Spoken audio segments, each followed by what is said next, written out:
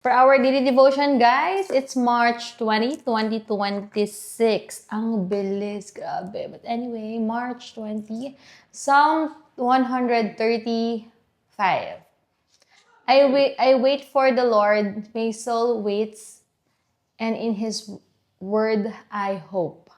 Wait well, God always keeps His word. Even when the weight feels long and heavy, anchor your heart in God's promises. His word never fails, and in time, what you've hoped for will rise like the morning sun. Grabe, sobrang relate ako. Kasabi ko lang kay Heinz, grabe no, parang grabe yung mga imposibleng ganap sa life mo na mapapatanong ka na, ang weird na, Lord, bakit ngayon lang nga? Pero despite everything and pa hinaharap na challenges, pero bakit ngayon lang? Bakit ngayon? Nga, gano'n, di ba? Pero nakakatuwa na hindi maraming bagay na hindi mo ine-expect na mangyayari, na biglang twist yung life mo na parang, Lord, grabe, thank you, mga ganon. Totoo yan, guys. Tapos looking back, kanina pagising ko, after ko mag-pray, kasi yun yung routine ko, kapag gigising ako, nagdadasal na ako, guys.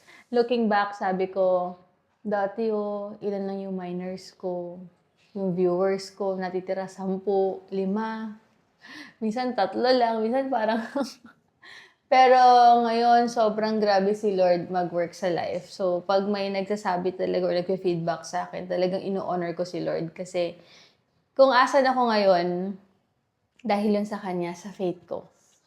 Ang daming mga bagay talaga na sobrang parang mapapatanong ka, gigive up ka na talaga na parang ayaw mo na. Pero nilaban ko yung passion ko. Tapos maraming signs sa Lord na ituloy mo lang, ako bahala sa'yo.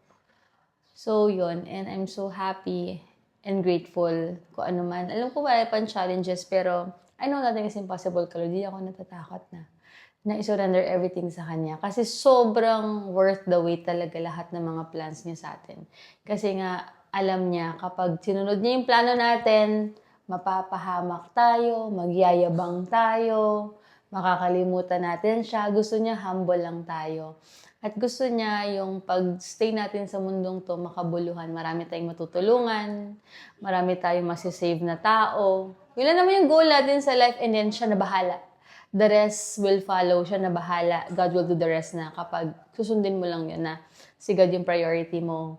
Always be humble. Tumulong ka lang hanggat kaya mong tumulong, and then yun na, siya na bahala. So, yun lang, guys, and I hope na mabago yung mindset natin. Kasi ako, grabe, sinitch talaga ni Lord yung mindset ko. Agad-agad na hindi ko ina-expect yung mga nangyayari sa life ko ngayon na parang possible pa pala, may pag-asa pa pala. So, you know, and I hope din, guys, na ina-pray na mabago yun yung mindset nyo na i-surrender everything kay God. Mag-trust na kayo sa Kanya and i-surrender nyo everything sa Kanya. So, yun lang, guys. Have a blessed day and God bless po.